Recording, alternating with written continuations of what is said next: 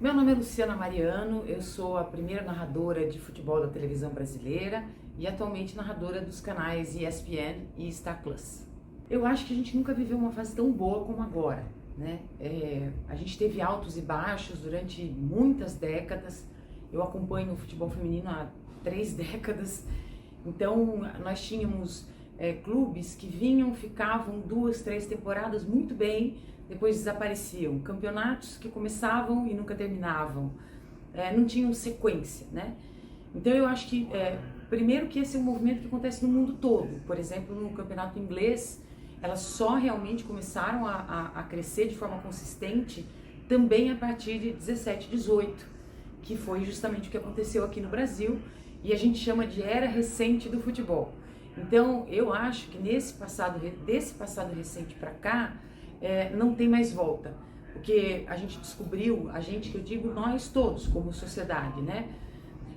Como sociedade capitalista, a gente descobriu que a igualdade, a diversidade, a inclusão são pilares que não tem como deixar para trás, né? A gente vai cada vez mais incluir, a gente vai cada vez mais banir qualquer tipo de preconceito, qualquer tipo de machismo, racismo, homofobia, transfobia, enfim. E nesses pilares está englobado o futebol feminino. Tanto é que o Corinthians, que é a equipe mais vitoriosa de futebol feminino do Brasil, tem mais de 70% da sua renda vinda do marketing. Então isso me dá uma ideia de que é realmente um processo que não volta mais, pelo contrário, só vai crescer. Então, eu disse isso numa entrevista recente, que em função de a gente ainda viver numa sociedade que melhorou muito, mas que ainda é machista, ainda é misógina, ainda é preconceituosa, ainda é racista, né? Eu achava no início da minha carreira que eu tinha que me esconder. Eu achava que o meu talento, na verdade, era uma espécie de maldição. Então, quando eu ia fazer reportagem de campo, e eu comecei com 16 anos, me diziam assim: olha, prende o cabelo, não passa batom, põe roupa larga. Então, quer dizer, eu tinha que me descaracterizar completamente para poder fazer aquilo que eu gostava de fazer.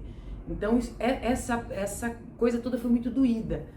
Depois, quando eu comecei a narrar, e a gente só descobriu isso agora, que eu fui a primeira no Brasil, a primeira na América Latina, e agora tem um processo em curso para saber se eu fui a primeira do mundo. Então, o Guinness faz essa pesquisa ao redor do mundo todo, e por enquanto a única pessoa que conseguiu provar que narrou oficialmente como profissional numa televisão aberta fui eu. Então a gente está aguardando esse trâmite. Então o que eu quero dizer com isso? Que hoje eu tenho consciência do que significou essa representatividade naquele momento em que eu tive coragem de assumir essa posição, né? E que isso sim serve de rota para quem está chegando. Então, hoje eu me sinto muito bem com isso. Então, a seleção brasileira, nós temos vários recortes para fazer a respeito dela, né? O mais importante é que nós estamos extremamente atrasados em relação a qualquer outra seleção que vai participar dessa Copa. Não todas, obviamente, mas se a gente fizer um recorte de 10 seleções, nós estamos muito atrasadas no nosso desenvolvimento, porque nós passamos muito tempo sem dar atenção ao futebol feminino. Então o que acontecia? A gente não cobrava. Como também não tinham mulheres com lugar de fala na imprensa esportiva, ninguém dava bola. E aí a gente foi deixando que pessoas ficassem lá, e eu não estou apontando dedos especificamente para A, B, C, D ou E, não é isso. Mas ficava de lado. Bom, as meninas, na época da Cici, que foi artilheira de uma Copa do Mundo, né, assim como a Marta, elas não podiam usar academia. Então, se nós tivéssemos uma mídia que tivesse mulheres naquela época para reportar isso, talvez esse processo tivesse sido mais rápido. E no passado recente, nós tivemos no comando técnico da seleção brasileira uma galera que eu não sei se era a equipe técnica que não estava envolvida ou se a própria confederação não fazia questão. O fato é que nós ficamos paradas, completamente paradas um tempo, por causa dessa má gestão. Nesse momento, a Pia, eu tenho algumas divergências de ideia com ela em relação ao time, ao modo como monta, da maneira como joga. mas eu devo reconhecer que o trabalho que ela vem fazer com a base e de estrutura que envolve o futebol feminino é um trabalho de longo prazo e que vem sim dando resultado. Mas, vamos lá, panorama atual, né? O que eu imagino? Com a realidade que nós temos hoje, eu penso que nós vamos chegar nas oitavas e vamos ficar ali. Na melhor das hipóteses, eu acho que nós vamos para as quartas, conhecendo as outras seleções que eu acabei de ver na Euro e os campeonatos que eu acompanho na emissora. Então, assim, estar nas quartas já seria o auge, o ápice. A probabilidade de Inglaterra, Estados Unidos, Suécia e Alemanha vencerem é imensa. Depois dessas 4 que eu citei, vem mais algumas que podem surpreender e muito.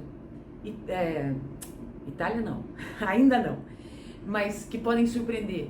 Espanha não tem título. França não tem título e tá montando um baita time. Quer dizer, já tem, né? Tem alguns desfalques importantes, tem mudança no comando técnico, mas é sim uma seleção que pode surpreender. Canadá é outra seleção que pode surpreender. Então, a gente está nesse momento, nesse ponto. Quer dizer, nós estamos provavelmente entre as 10 melhores equipes do mundo, e se a gente chegar nas oitavas, eu vou ficar nas quartas, eu vou ficar muito feliz. Nas oitavas, eu acho que é assim, precisa chegar. Eu sempre gosto de deixar alguma coisa, né, para as pessoas. Eu nunca achei que eu pudesse fazer o que eu faço. Nunca imaginei. Nunca programei isso. Simplesmente aconteceu. Então eu acho que se tiver alguém que me ouve, que me vê e pensa em ou jogar futebol, ou ser apresentadora, narrar, ser repórter, enfim, trabalhar na imprensa esportiva de uma maneira geral, vai firme, acredita, as mulheres chegaram, a primeira safra de narradoras chegou e não tem mais volta. Felizmente nós estamos num ótimo momento para você que sonha em fazer isso, chegar e fazer o melhor possível.